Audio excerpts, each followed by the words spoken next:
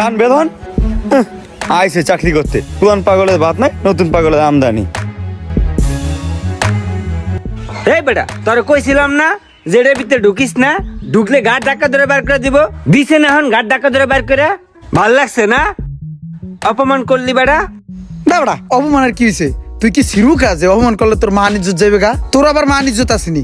আচ্ছা কত অপমান হয়েছে যারা দালাই দে। খালি যারা দিল হইব, সব জায়গায় অপমান হয়েছি বেটা। এটা বাসা যায় গোসল করতে হইব সোনার উপর পানি দিয়া, তাইলে মনে হয় যাইব না।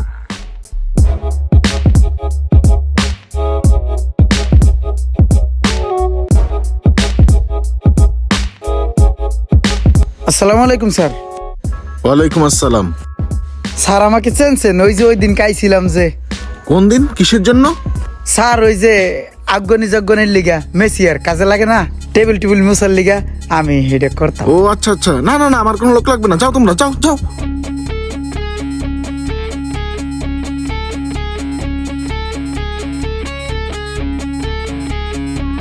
তুই বেটা একটা বেহাইয়া আনাড়া, তুই একটা নাক কাটা মানুষ বেটা। তোর ঘিন নাই, পিত্ত নাই, লজ্জা নাই, শরম নাই, কিচ্ছু নাই। তোর সেদিনকে এত অপমান করলো, তোর থাপড়া দিল, তোর গায়ে লাগে নাই? আজকে আবার আইসোস অপমান হইতে, লগে আমায় লইছস। আমি একটা মারি কাটার কাম ঠিক করছি, চল আমার লাগে মারি কাটবি, তাও সম্মান পাবি। চল চল।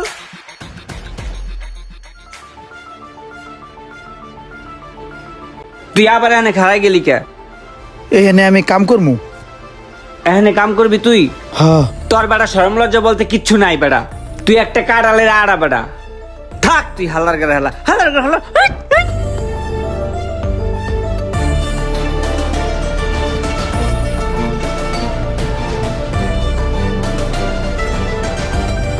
আসসালামু আলাইকুম স্যার। ওয়ালাইকুম আসসালাম।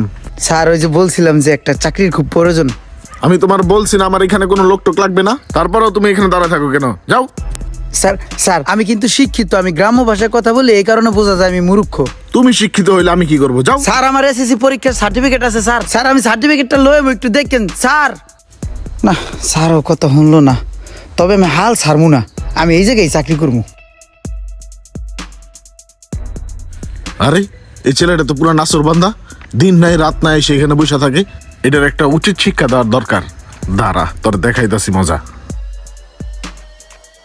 এই মোশারফ এদিকে আসো, বাইরে একটা পাগল বসে আছে, এর পানি মেরা বিদায় করো, যাও। যা ভাগ যা যা, তো যাইতে কইছি না ভাগ, লজ্জা নাই? তবে কয়দিন আমি কইছি বাইরো। এত বড় অপমান করলি, পানি মেরে ভিজাই দিলি, তাতে কি হয়েছে? আমি আবার আমু।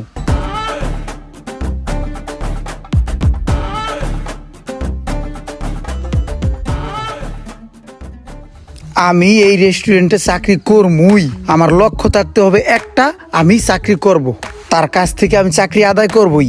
বিরক্ত হয়ে হলেও চাকরি দিবে, অথবা মায়ায় পড়ে হলেও চাকরি দিবে। আমি প্রতিদিন একবার হলেও তার চোখের সামনে আসবো। আরে ভাই তুই প্রতিটা দিন কেন আমার এইভাবে জ্বালাতন দেস? হয়তো মনে হইতাছে আমার বেডরুম পর্যন্ত চলে যাব।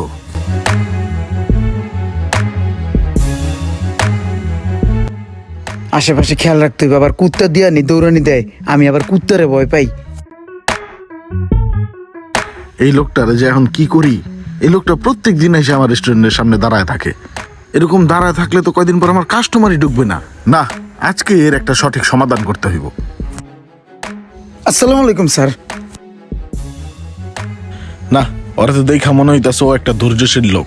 ওর জায়গায় অন্য কোনো মানুষ হলে অনেক আগেই চলে যেত এখান থেকে। যেহেতু ও মোটামুটি শিক্ষিত, ওর একটা চান্স দিয়ে দেখা যায়।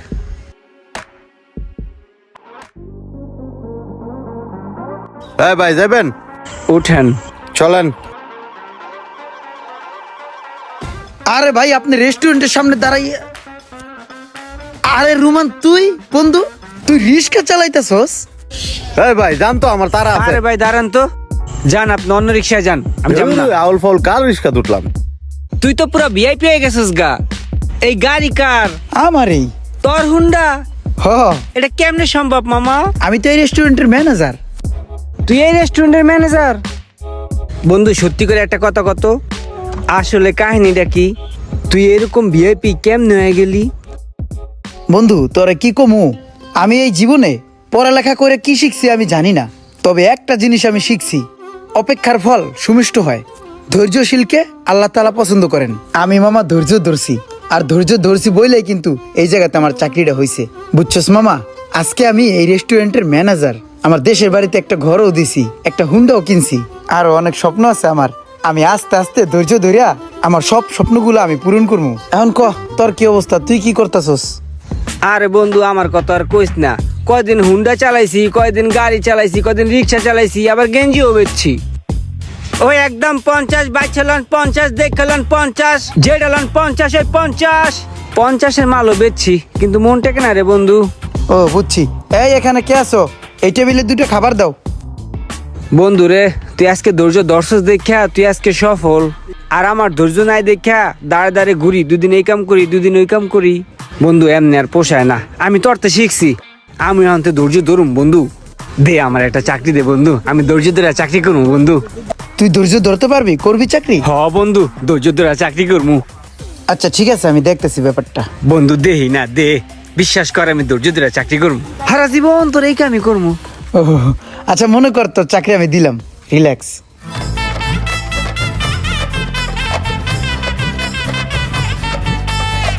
আসসালামু আলাইকুম স্যার।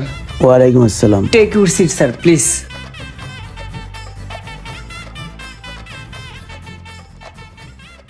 এই ওয়েটার, টেবিলটা পরিষ্কার করো তো। সারাটা জীবন রাজার হালে বড় হইছি, এখন মানুষ ওই টাইপ করে ডাক দেয়, মিজাজটা যা গরম হয়। এই মানুষের জানে সহ্য হয় এই ময়লা পরিষ্কার করা। দে ভাই প্লেটটা একটু দেন তো। কি কি বললা তুমি? ওইটা একটু দেন। আমি এটা দেব? তোমার মাথা ঠিক আছে? ঠিক আছে, দেওয়া লাগবো না।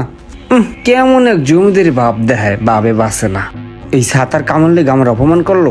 ধ্যাৎ, এই কামই করবো না, এই কামই আমি ছেড়ে দেবো।